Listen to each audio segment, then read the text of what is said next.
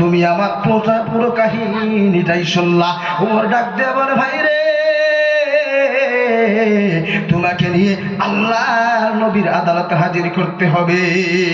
ওমর যুবকের কানের মুঠাই ধরে নিয়ে আল্লাহর নবীর আদালতে হাজির করলো। আল্লাহর নবীকে যখন ওমর খুলে খুলে খুলে খুলে খুলে খুলে প্রত্যেকটা কথাই যখন বলেছে, আল্লাহর নবী বলে দিল, যুবক যা যা যা, তুই আমার উম্মতের মধ্যে আর নাই। আমার বন্ধুগণ, এইভাবে যখন আল্লাহর নবী বিশ্ব নবী হযরত মুহাম্মদুর রাসূলুল্লাহ সাল্লাল্লাহু আলাইহি ওয়াসাল্লাম যুবককে বলে দিল, যুবক রে, তুমি আমার উম্মতের মধ্যে নাই, যাও যাও যাও, তুমি আমি নবীর আদালত থেকে চলে যাও। এইভাবে যখন আল্লাহর নবী বিশ্ব নবী হযরত মুহাম্মদুর রাসূলুল্লাহ সাল্লাল্লাহু আলাইহি ওয়াসাল্লাম যুবককে তাড়িয়ে দিলেন। বন্ধুরে, যুবক চলে গেল। যাইতে যাইতে যাইতে যাইতে যাইতে যাইতে একটি বিশাল বড় পাহাড় পেয়ে গেল। বন্ধু, ওই পাহাড়ের মধ্যে খুঁজতে খুঁজতে খুঁজতে খুঁজতে একটি গুহা পেয়েছে। ওই গুহার মধ্যে যুবক ঢুকে গেল। আমার বন্ধুগণ লক্ষ্য করে শুনবেন, গুহার ভিতরে ঢুকে যুবক সিজদায় পড়ে পড়ে পড়ে পড়ে সিজদা দিয়ে আল্লাহর কাছে কান্না করে, মালিক, যে যাকে নাকি তোমার হাবিব উম্মতের ভিতর থেকে বাহির করে দিয়েছে, তুমি তাকে মাফ করতে পারো না। এইভাবে যুবক আল্লাহ রাব্বুল আলামিনকে ডাক দিয়ে বলতেছেন, মালিক, যাকে নাকি তোমার হাবিব তোমার বন্ধু মুহাম্মদ সাল্লাল্লাহু আলাইহি ওয়াসাল্লাম তার সংবিধান থেকে তাড়িয়ে দিয়েছে, তুমি তাকে কোনোদিন মাফ করতে পারো না আমি জানি, কিন্তু তবু আমি কোথায় যাব? আমাকে আল্লাহ তোমার নবী তাড়িয়ে দিয়েছে, আমি এখন কোথায় যাব? বিষ খেয়েও মরতে পারি না। এইভাবে আল্লাহর কাছে কান্না করে, কান্না করতে করতে করতে করতে বন্ধুরে, একদিন নয়, দুই দিন নয়, এক এক করে 40টা দিন কান্না করেছে। কান্না করতে করতে করতে করতে বন্ধুরে,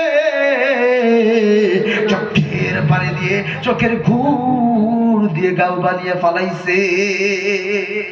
তারপর আমার আল্লাহ পাক রব্বুল আলামিন ফেরেশতার দ্বারাই জানিয়ে দিলেন, ও আমার ফেরেশতারা গো, অমুক জায়গায়, অমুক পাহাড়ের মধ্যে, অমুক গুহাটায় আমার এক বান্দা এমন গুনাহ করেছিল গো, যাকে লিখি আমার বন্ধু বিশ্ব নবী মুহাম্মদুর রাসূলুল্লাহ সাল্লাল্লাহু আলাইহি ওয়াসাল্লাম তার পৃষ্ঠা থেকে বাহির করে দিয়েছেন। কিন্তু আমি আল্লাহ ওনার কান্না দেখে বন্ধু ফেরেশতাদেরকে ডাক দিয়ে বলতেছেন, ওনার কান্না দেখে আমি আল্লাহর বরদাস্ত করতে পারি না, আমি ওনাকে মাফ করে দিলাম। শুধু মাফ নয়, আমি আল্লাহর ওলি বানায় দিলাম। জোরে জোরে আওয়াজ দিয়ে বলুন না সুবহানাল্লাহ, জোরে বলুন সুবহানাল্লাহ। ভাই, তাহলে বোঝা গেল পৃথিবীর ময়দানে আমি আপনি যেই গুনাহ করেছি, সুদ খেয়েছি, ঘুষ খেয়েছি, মদ খেয়েছি, তাই না, নারীদের সাথে জিনা করেছি, নারীদের পিছনে করেছি, যুবক তোমাদেরকে বলতেছি, নারীদের পিছনে ঘুরে গুনাহ করেছি, মা বোনদেরকে বলতেছি, তোমরা সন্তান পেতে ধারণা করে মোবাইল দেখে গুনাহ করেছ, কিন্তু তার থেকে কি বড় গুনাহ হয়েছে ভাই? হ্যাঁ, যুবকের থেকে বড় গুনাহ হয়েছে কি? আওয়াজ দেন, আওয়াজ দেন, বলুন না, তার থেকে বড় গুনাহ হয়েছে কি?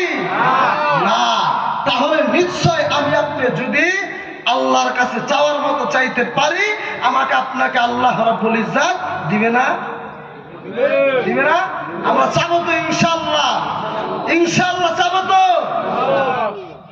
আল্লাহ গভীর রজনীতে বসে থাকে, হে আমার বান্দারা, আমি তোমাদের জন্য আমার রহমতের ভান্ডার নিয়ে বসে আছি, তোমরা আমি আল্লাহর কাছে চাও, তোমরা চাইতে দেরি, আমি আল্লাহ দিতে দেরি নয়। আল্লাহ দয়ালু, আল্লাহ রহমতের ভান্ডার, রহমতের কান্ডার, রহমত নিয়ে আমার আপনার জন্য বসে আছে, কিন্তু আমি আপনি চাওয়ার মতো চাইতে জানি না।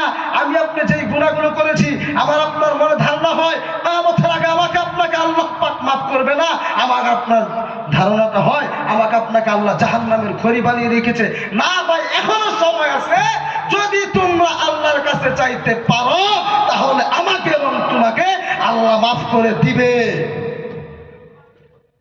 আমাকে আপনাকে আল্লাহর কাছে চাওয়ার মতো চাইতে হবে, তাই না ভাই?